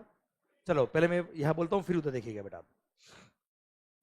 Supply of goods or service or both by a person to his related person or a distinct person or in the course or furtherance of his business, in the course or furtherance of his business, although it is without consideration, फिर भी supply होगा। और supply है तो क्या लग जाएगा बेटा? जीएसटी। वापस बोलूं बेटा मैं? Supply of goods or service or both, क्या बोला मालिक? सप्लाई ऑफ गुड्स और सर्विसेज और both by a person to his related person or a distinct person. अभी डिस्टिंक्ट क्या छोड़ो बेटा आप, ठीक है, क्योंकि आपके लिए वर्ड नया है, मैं डिफाइन करूंगा तो समझ में आएगा बेटा। Supply of goods or service or both by a person to his related person or a distinct person in the course or furtherance of his business, वो सप्लाई होगा। अब अपने रिश्तेदारों से आपने पैसा नहीं लिया तो भी सप्लाई के स्कोप में आएगा, सीधे बात ये है। If it is in the course or furtherance of business, if it is in the course or furtherance of his business तो सप्लाई के स्कोप में आएगा। और सप्लाई के स्कोप में आएगा तो क्या लगेगा बेटा? जीएसटी। अरे क्लियर? समझे मेरी बात? ओके सुनना, एग्जाम्पल दू बेटा, एग्जाम्पल दू। जैसे मैं क्या बनाता हूं बेटा? मार्कर्स। ए होशियारी, क्या बनाता हूं बेटा मैं? मार्कर्स। बनाए मैंने मार्कर्स, अब मैंने अपने रिलेटेड पर्सन को ये गिफ्ट कर दिया, हाँ है ना भाई? रिलेटेड पर्सन को मैंने ये गुड्स दे दिया बेटा without any consideration, but since it is in the course or furtherance of my business, supply के स्कोप में आएगा और सरकार को जीएसटी पे करना पड़ेगा। कोई खास बात? कोई टफ बात? मैंने आप लोगों को पढ़ाया बेटा, मैंने अपने रिलेटेड पर्सन को पढ़ाया, क्लासरूम में बैठा के बेटा, इन the course or furtherance of my business, supply के स्कोप में आएगा। और सप्लाई के स्कोप में आएगा क्या लग जाएगा बच्चे? GST. Although it is without consideration. अच्छा विद कंसिडरेशन होता तो मैं यहां बात ही नहीं करता, बात तो क्लोज नंबर ए में खत्म हो जाती बच्चा, हाँ है ना भाई? समझे मेरी बात? Okay, if it is without consideration तो क्लोज नंबर सी की बात करें, शेड्यूल नंबर 1 की बात करें बेटा, हाँ है ना मालिक? चलिए मान लो आपके कोई रिलेटेड पर्सन है बेटा, क्या नाम? विनय भाई। आपके कोई रिलेटेड पर्सन है बेटा, उनको कोई दुख है बेटा जीवन में, आपसे बात करी उन्होंने, आपने उनके सारे दुख और बढ़ा दिए बेटा। सर सुनना, दुख सारे दर्द खत्म कर दिए उनके बेटा। क्या कोई फीस दी आपने? क्या फीस ली उनसे आपने? नहीं, तो क्या जीएसटी लगाएंगे? नो, विदाउट कंसिडरेशन है ना, रिलेटेड पर्सन को है, विदाउट कंसिडरेशन है, but is it in the course or furtherance of business? दुख दर्द मैंने बताया, हाँ है ना भाई? क्लियर? सर सुनिए मेरी बात को ध्यान से, जहां पे भी रिलेटेड पर्सन आएगा वहां इन the course or furtherance of business होना ही पड़ेगा, वरना दो घर वालों का आपस में बात करना बंद हो जाता है। वाइफ हस्बैंड से पूछती है कि बताओ ना इस केस में क्या करें? I can't answer you, why? Otherwise GST will B charged. हाँ है ना भाई? कोई एडवाइस दी, लग गए जीएसटी बेटा, हाँ है ना भाई? इसलिए रिलेटेड पर्सन के केस में ये सप्लाई के स्कोप में आएगा only if it is in the course or furtherance of his business. को समझ में आ रहा है कि जा रहा है? पक्का ना? लॉजिकल समझ में आ रहा है ना यार आपको? क्लियर? तो supply of goods or service or both, क्या बोला बच्चे? बोलो बोलो बोलो, supply of goods or service or both by a person to his related person or a distinct person in the course or furtherance of his business, वो भी supply के scope में आएगा, although it is without consideration, but it should be in the course or furtherance of business. यहां तक clear? अब सबसे पहले आपको और मेरे को ये समझना पड़ेगा रिलेटेड पर्सन क्या होता है बेटा. पढ़ लें बेटा. अच्छा, कौन होता है रिलेटिव, बताओ मुझे आप. 2-3 नाम तो बताओ आप. स्पाउस बेटा, सबसे पहले वो याद आई बेटा. अब शर्म आई तो बोल, पेरेंट्स भी बोलने लगे बेटा लोग. बच्चे, वेरी गुड बेटा. चलो सर.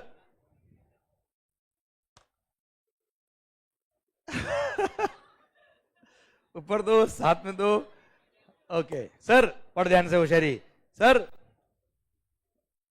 रिलेटेड पर्सन्स डिफाइन किया है जीएसटी में बेटा.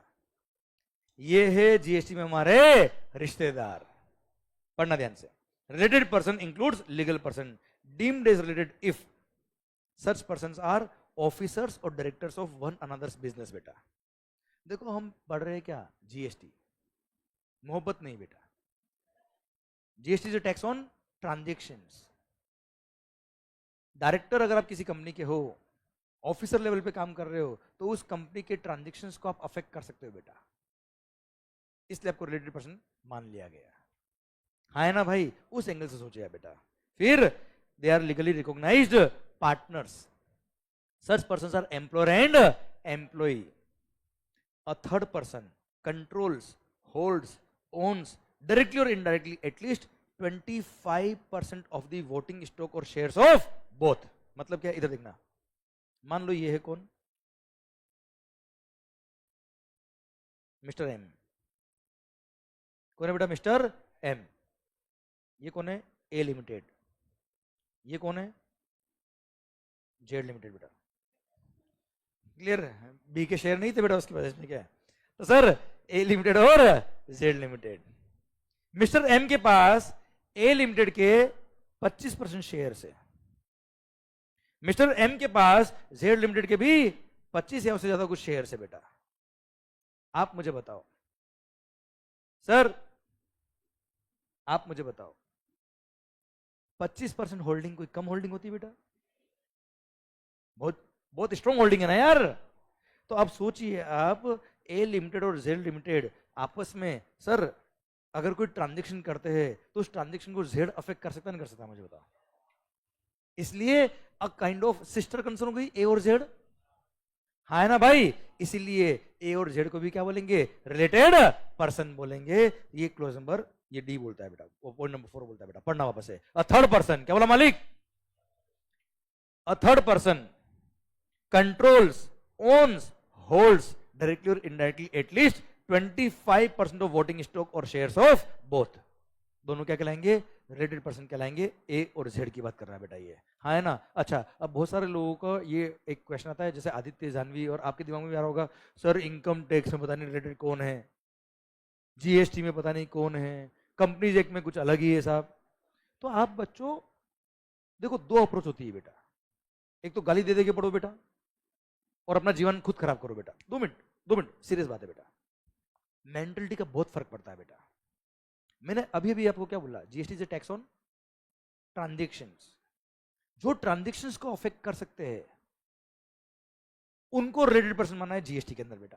अब उस एंगल से सोचिए ना यार. अब उस एंगल से सोचिए ना यार. इनकम टैक्स में अगर आप इनकम का डाइवर्जन कर सकते हो, जैसे डिपेंडेंट पर्सन है बेटा आप पे कोई, आपने सर उसको इनकम दिखा दी, एक तरह से डाइवर्ट कर दी इनकम, तो उसको रिलेटेड पर्सन मान लिया, इनकम क्लब कर देंगे बेटा. अरे है ना, क्लबिंग प्रोविजन अट्रैक्ट होता है. यस या नो? तो उस एंगल से सोचिए वहां पे रिलेटेड पढ़ते वक्त. कंपनीज एक्ट में कंपनीज के एंगल से सोचिए. जब तक आप लॉजिकली नहीं पढ़ेंगे ना बच्चों, तो वो रट रट के पागल ही हो जाएंगे बेटा आप लोग. जैसे मैंने मॉर्निंग में जब शुरुआत करी थी आपको बताया था कि अगर हम लेट हो गए टैक्स पे करने के लिए, रेट ऑफ इंटरेस्ट कितना है? 18. गवर्नमेंट लेट हुई तो 6. लॉजिकल था कि नहीं था बेटा? अब 2 अप्रोच है, गाली दे दे के पढ़ो, परेशान होने के पढ़ो, या लॉजिक से समझो. हाँ है ना? क्लियर? अभी आपका वक्त है सीखने का बच्चे. ठीक है आदित्य? सर आपका वक्त अभी सीखने का, लर्निंग फेज चल रहा है, समझे? इसको एंजॉय करते हुए पढ़ो और लॉजिकल समझो, तभी तो आप चार्टर्ड अकाउंटेंट बनेंगे बेटा. कोई इजी क्या? बीकॉम के एग्जाम है क्या ये? हाँ है ना भाई, क्लियर। इसलिए जितना आपकी ग्रूमिंग होगी उतना ही आप निखर के बाहर आएंगे बेटा, ठीक है। तो आप कभी भी उस चीज से परेशान मत होइए। जैसे अभी आप लिख रहे हो कि सर वहां पे कुछ और है, यहाँ पे कुछ, वहां पे ये है, यहाँ पे ये और यहाँ पे ये, ऐसे अप्रोच रखने का, क्लियर। तो आपका हमेशा पॉजिटिव एटीट्यूड रहेगा बेटा, वरना आप खुद को ही परेशान करके खुद बहाना बना रहे हो नहीं पढ़ने का एक तरह से, ठीक है। Don't search out for the बहाना कि नहीं पढ़ना, रीजन नहीं ढूंढने का आपको नहीं पढ़ने का बेटा, ठीक है। समझे मेरी बात बच्चों? जिस एंगल से बात करें उस एंगल से बात करिए बेटा आप लोग, ठीक है। और कभी ये नहीं आएगा write down the definition of related person in 3 acts, ऐसा आएगा कि एग्जाम में क्वेश्चन यार, सब प्रैक्टिकल क्वेश्चन बन के आएंगे। You should, your mind should be analytical, आपका आंसर आएगा और बहुत इजीली आएगा, डोंट मेक इट टफ, ठीक है। आइए सरकार, यहां तक बात समझे क्या? Next, one of them controls directly और इनडायरेक्टली अदर।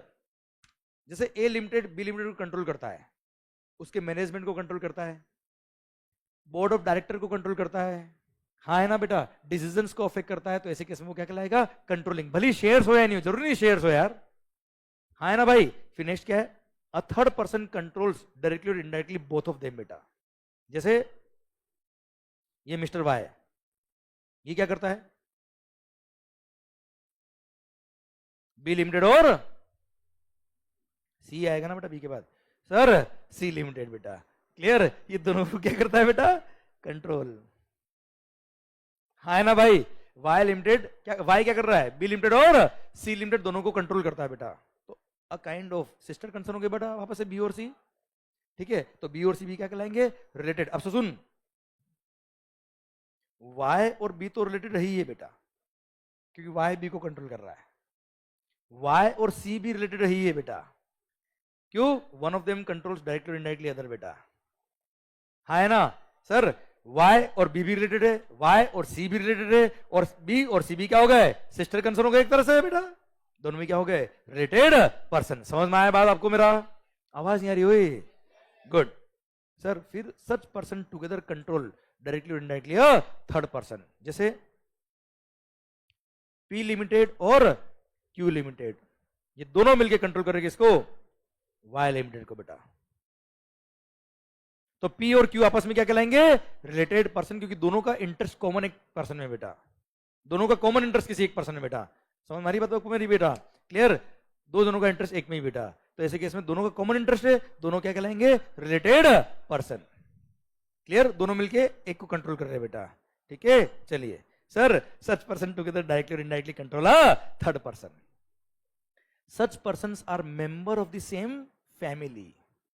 अभी फैमिली वर्ड क्या होता है? 2 मिनट बाद डिफाइन करता हूं बेटा मैं, एक पॉइंट और पढ़ लेते बेटा। One of them is the sole agent, sole distributor or sole concessionaire of the other. मतलब मालिक मैं अपना सारा का सारा माल एक ही पर्सन को बेचता हूं, सोल एजेंट है साहब, जो माल बनेगा वो इसी को बिकेगा, अब ये आगे बेचेगा, तो देयर इज अ चांस ना यार कि दोनों आपस में अरेंजमेंट कर ले और वैल्यू कम दिखा दे बेटा, ये ताकि टैक्स कम लग जाए बच्चा। इसलिए इन दोनों को क्या मान लिया? रिलेटेड पर्सन मान लिया। If you are my sole agent, sole distributor, की सारा का सारा माल इसके थ्रू बिकेगा बेटा, तो देयर इज अ चांस ना दोनों अरेंजमेंट कर ले, टैक्स कम पे करने के लिए वैल्यू जानबूझ के कम दिखा दे, बाकी पैसा कैश में ले ले बेटा। इसलिए इन दोनों को क्या मान लिया बेटा? रिलेटेड पर्सन मान लिया, और ऐसे केस में रिलेटिव के स्कोप में आएंगे बेटा। बोले सर, हाँ है ना मालिक? अरे क्लियर, डन। अब सुनना बात को ध्यान से। They are members of the same family. अब फैमिली वर्ड को डिफाइन किया, पढ़ ले फैमिली को बेटा हम। क्या लिखा? Family includes, family means. बात समझ में आ रही है शायद आपको यार? अब इस वर्ड का मीनिंग आपको समझ में आ गया एक्चुअली यार, कि मीन्स लिखा कि इंक्लूड्स लिखा, कितना इंपॉर्टेंट हो गया, हाँ है ना भाई? फैमिली मीन्स स्पाउस, स्पाउस, हाँ है ना sir? Family means spouse and children of the spouse, है ना? दोनों के चिल्ड्रन, दोनों के होंगे, अकेले कैसे हो सकते हैं? Depends, depends sir. सर सुनना बात को ध्यान से। Family means spouse and children of the person. 2 minute समझना। And most respected parents grandparents, ध्यान से, ब्रदर्स एंड सिस्टर्स, पर ध्यान से, they are related only if they are wholly or mainly dependent on the said person. मतलब sir parents, grand parents, brother sister, अच्छा मैं बात कर रहा हूं brother sister real, obviously cousin की बात नहीं कर रहा बेटा, और ब्रदर सिस्टर भी कब, और पेरेंट्स और ग्रैंड पेरेंट्स भी कब, इफ दे आर होली और mainly dependent on the said person, तब जाके वो रिलेटेड कहलाएंगे, वरना वो रिलेटेड नहीं कहलाएंगे। हाँ है ना भाई, समझ में आ रही बात आपको मेरी, क्लियर, समझे? तो इफ दे आर मेनली और Holi dependent on the said person तो ही रिलेटेड कहलाएंगे। मान लो पेरेंट्स का खुद का अपना बिजनेस है बेटा, आपका अपना खुद का बिजनेस है, they are not related, dependent नहीं है, रिलेटेड नहीं। ब्रदर लॉयर है, आपका अपना बिजनेस है बेटा, रिलेटेड नहीं है, कहते ना ओ भाई तू तेरे रास्ते, मैं मेरे रास्ते, तू मेरा रिश्तेदार नहीं, आगे लिख देना for the purpose of GST. हाँ है ना भाई, समझे मेरी बात, वरना भाई बड़ा होगा तो मारेगा बेटा, सर बहन छोटी होगी तो वैसे ही मारती बेटा। अरे क्लियर है सर, यहां तक क्लियर, पक्का बच्चों? वापस सुनना बेटा ध्यान से, एक मिनट। बच्चे के लिए पेरेंट्स रिलेटेड होंगे अगर पेरेंट्स इस पे डिपेंडेंट है तो बेटा, पर पेरेंट्स के लिए बच्चे हमेशा क्या होते हैं, रिलेटेड होते हैं बेटा, डिपेंडेंट हो या ना हो। वापस बोलो बेटा, स्पाउस भले आप पे डिपेंडेंट हो या आप उस पे डिपेंडेंट हो बेटा, या दोनों ही इंडिपेंडेंट हो बेटा, है ना? हमेशा क्या है, रिलेटेड है, 7 जन्मों का रिश्ता है बेटा ये। सर इंटरलिंकिंग कुछ दिन अच्छी लगती है बेटा, सर ध्यान दो इधर, सर अगर मोहब्बत नहीं है तो सुनना, सर स्पाउस, क्या बोला सर? स्पाउस, ध्यान दीजिए बेटा, एंड चिल्ड्रन, बच्चों ध्यान दो, पेरेंट्स के लिए चिल्ड्रन हमेशा क्या है, रिलेटेड है, पर चिल्ड्रन के लिए पेरेंट्स तभी रिलेटेड है अगर वो पेरेंट्स उस चिल्ड्रन पे क्या है, डिपेंडेंट। मेरी बात समझ में आ रही है यार? आपके लिए आपका बिजनेस है बेटा, आपके बच्चे जो होंगे वो हमेशा आपके क्या है, रिलेटेड, पर आपका बिजनेस है, आपके पेरेंट्स आपके रिलेटेड तभी कहलाएंगे अगर वो आप पे क्या है, डिपेंडेंट। खुद पे लेके देखो बेटा, जल्दी समझ में आएगा। हाँ है ना भाई, क्लियर? आपकी स्पाउस हमेशा आपके लिए, देख जल्दी समझ में आया ना बेटा, देख, अरे क्लियर, समझे मेरी बात? डन। सो यहां तक पॉइंट समझ में आया है क्या? समझे? Done. So in case of GST क्या बोला बच्चे? मैंने यहां पे बताया हर वो जगह जहां आप गलती कर सकते हो एग्जाम में बेटा, मैंने लिखा है अटेंशन, ये लोग डिपेंडेंट होंगे तो ही रिलेटेड होंगे। ये सब मैंने बातें लिखी है, छोटी छोटी बातें बहुत कम आती है रिवीजन में बेटा। पता है क्वेश्चन 2-3 बार आया एग्जाम में, इतना इमोशनल कर देता है क्वेश्चन कि हम उस भाई पे लूट जाते हैं बेटा पूरे,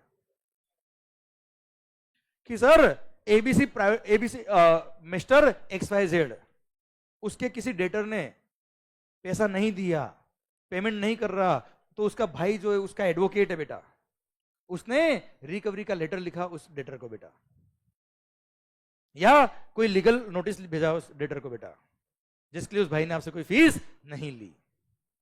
बताओ सप्लाई के स्कोप में आएगा कि नहीं आएगा? नहीं आएगा, क्योंकि भाई आप पे रिलेटेड, भाई आपका रिलेटेड ही नहीं है बेटा, क्योंकि भाई डिपेंडेंट नहीं है। क्यों? भाई एडवोकेट है, आपका अपना बिजनेस है, मतलब you are not dependent, both are independent. और ब्रदर आपका रिलेटेड तभी होगा if they are dependent on you बेटा। बस ये तो गलती होती है इमोशन में बेटा एग्जाम में। वापस बताऊं बेटा मैं, भाई पेरेंट्स, ग्रैंड पेरेंट्स, ये वाला पॉइंट पढ़, ब्रदर्स एंड सिस्टर्स, ये रिलेटेड होंगे, ये फैमिली के स्कोप में आएंगे अगर दे आर होली और mainly dependent on the said person. अगर वो एडवोकेट है, वकील है, तो खुद कमा रहा ना भाई, वो कहां पे डिपेंडेंट है बेटा?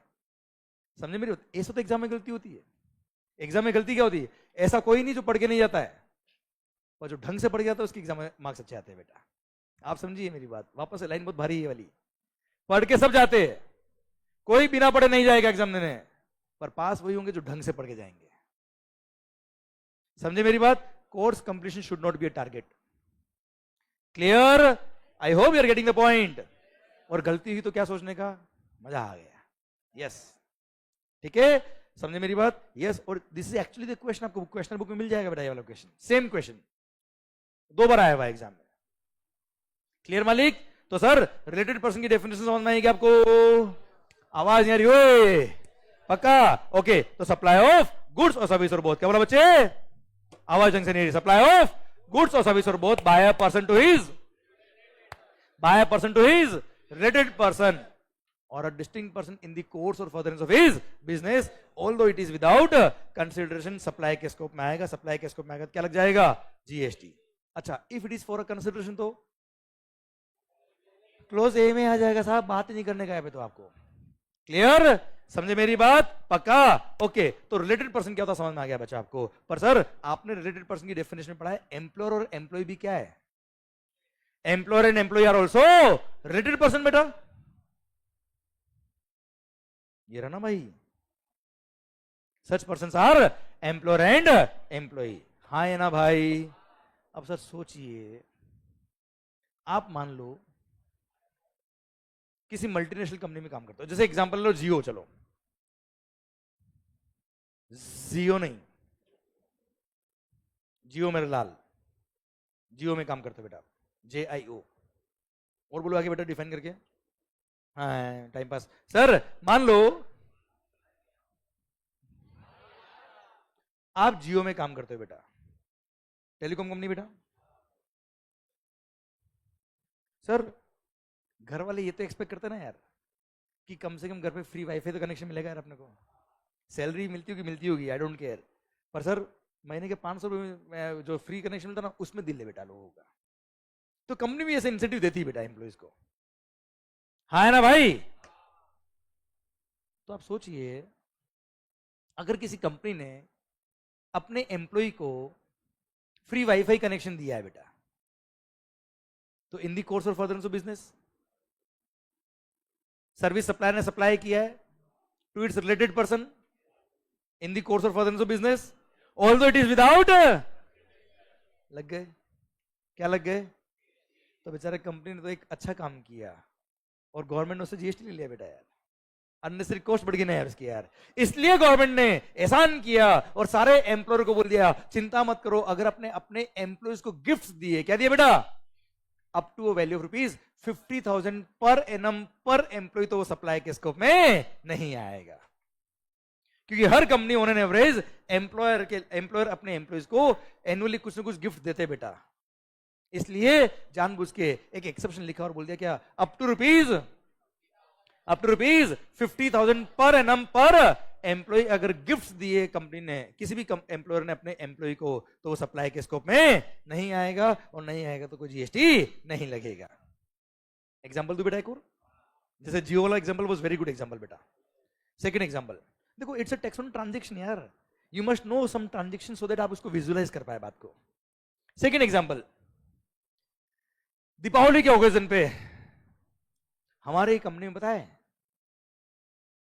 सर 100 एम्प्लॉय काम करते हैं।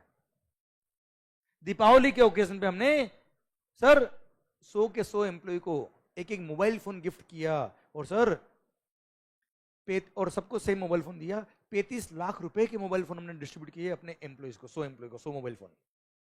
कितने के? 35 लाख रुपए के बेटा, सब मिला के। बताओ सप्लाई के इसको में आएगा कि नहीं आएगा साहब? क्यों?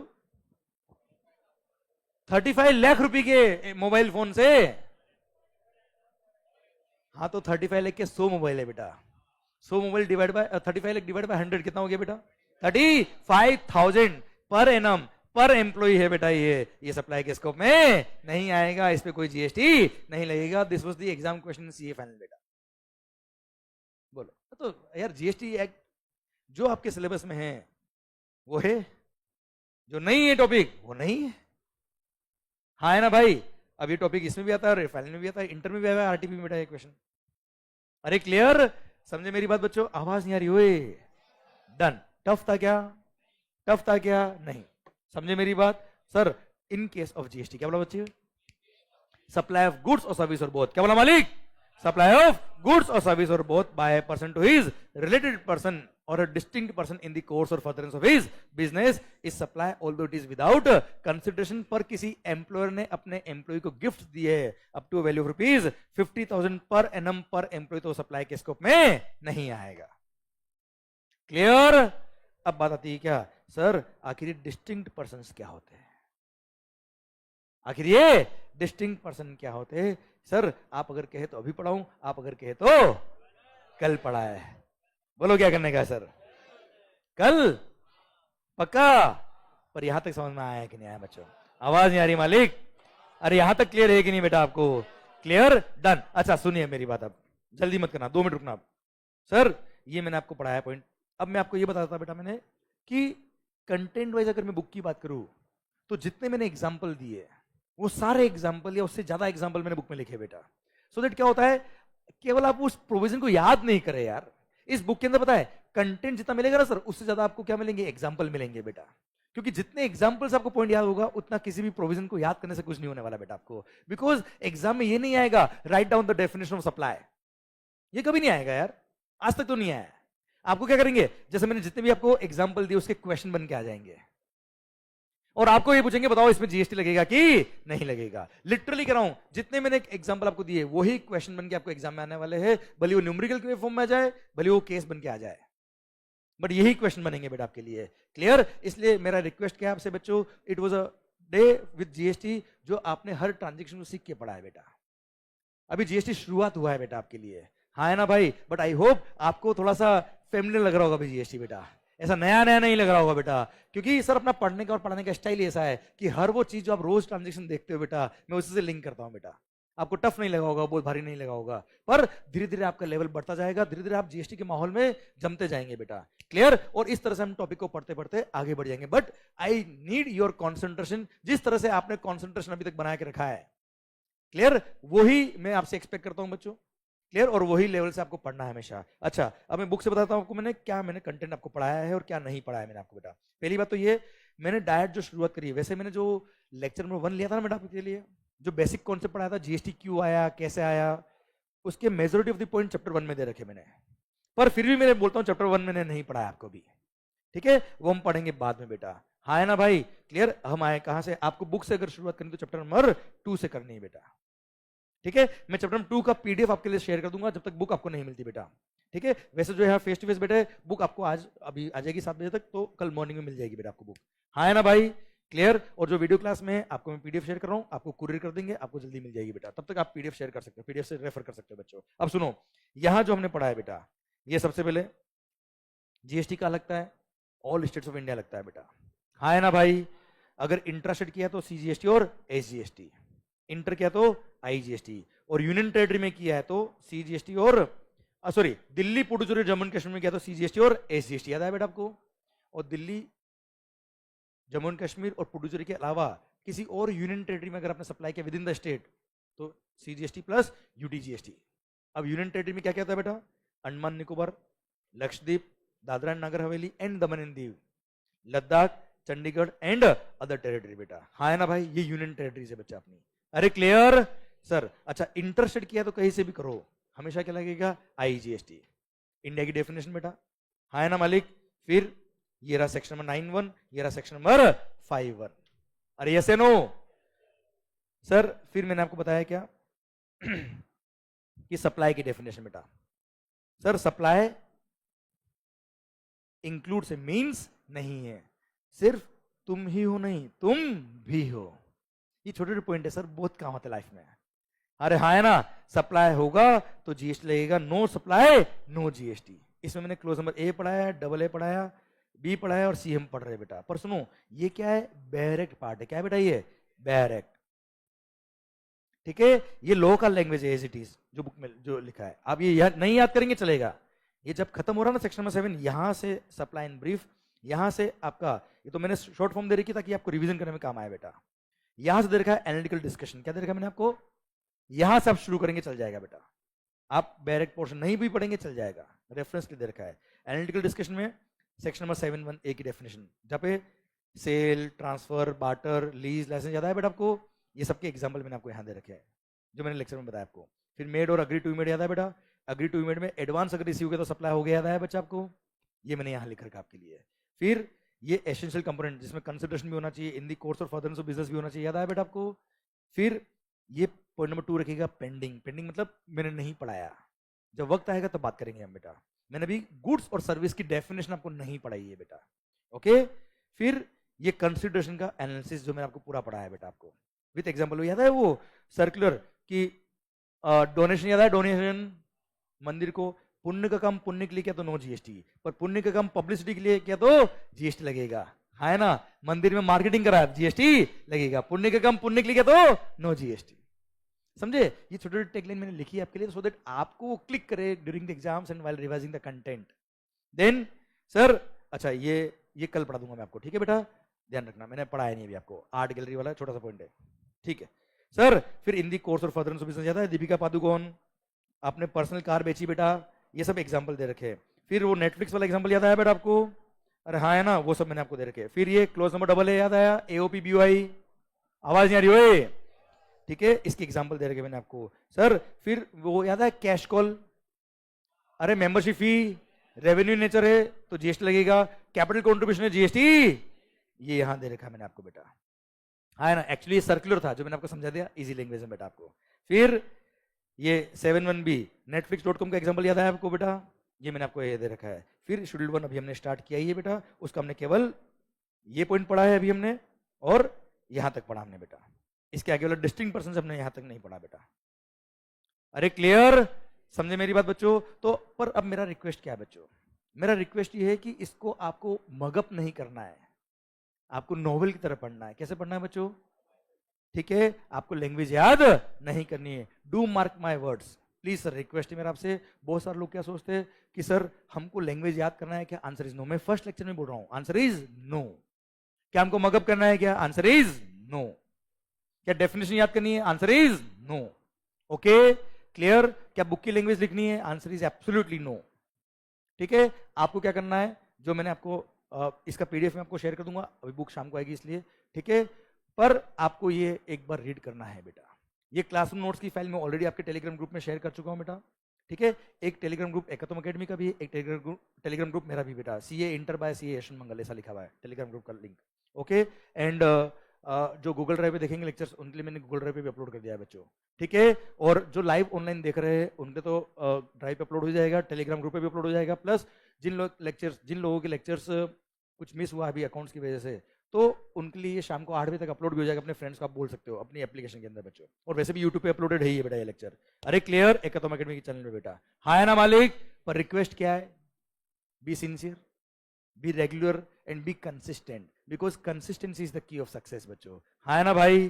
क्लियर? चलिए thank you so much. I hope you enjoyed the lecture of GST. आपको ट्रांजेक्शन समझ में आ रहे हैं, and GST is a tax on transaction. And request क्या है सर, अभी स्टार्टिंग के लेक्चर्स डबल लेक्चर हो रहे बेटा अपने, आप सेम डे रिवाइज करिए, थोड़ा वक्त लगेगा हो सकता है, पर सर उसके बाद एक बार फ्लो बन गया, माहौल ही माहौल बनने वाला है बेटा। Okay, thank you so much, all the best, and sir have a good day remaining वाला। Clear? Thank you so much बेटा, थैंक यू, बाय बाय।